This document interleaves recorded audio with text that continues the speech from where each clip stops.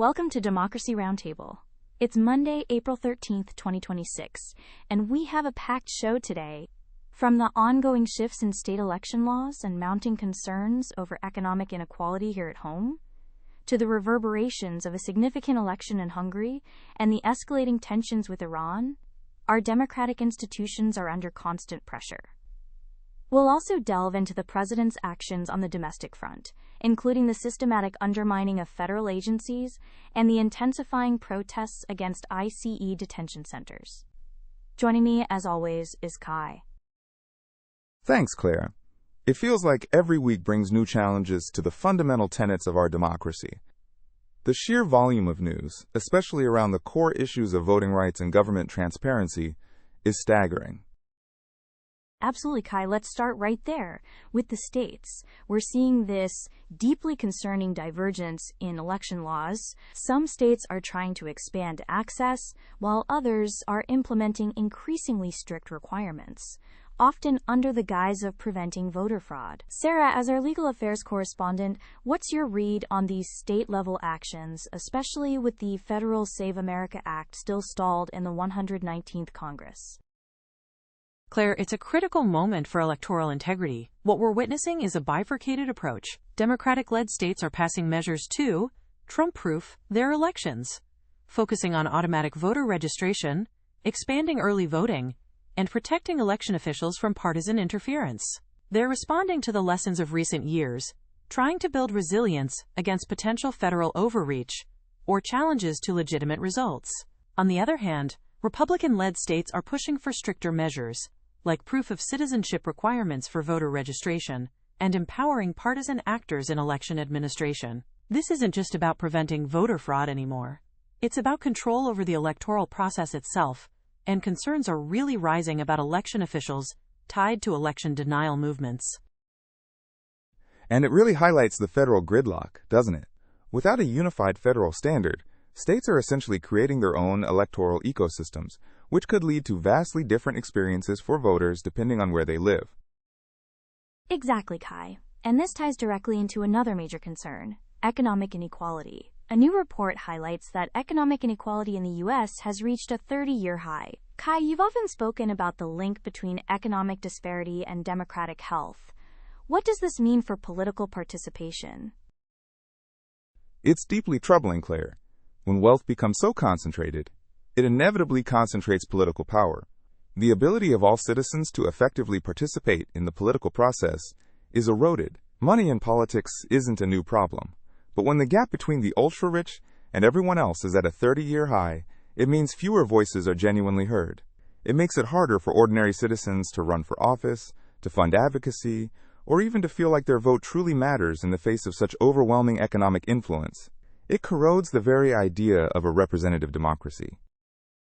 A powerful point, Kai. From our domestic democratic health, let's pivot to the global stage, where we've seen some truly seismic shifts this past week. The defeat of Hungarian Prime Minister Viktor Orbán in recent elections is sending ripples across the international political landscape.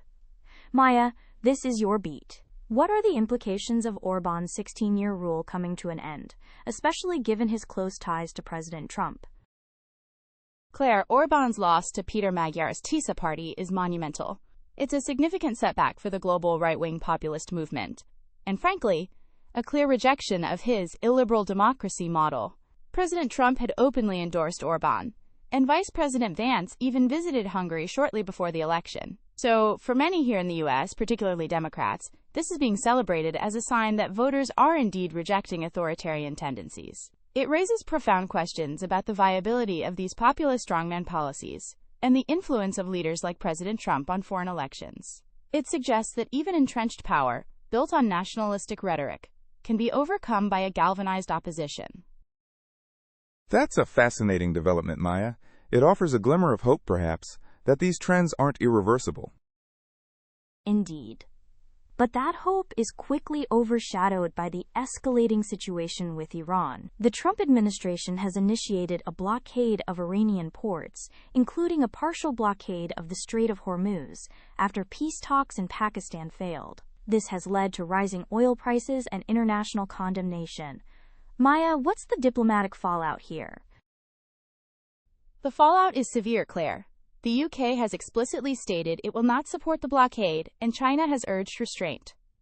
This move by President Trump, especially after Vice President Vance was leading those failed talks in Islamabad, has drawn comparisons to the 1956 Suez Crisis. It's a hugely destabilizing action that risks a broader conflict and threatens global oil supplies.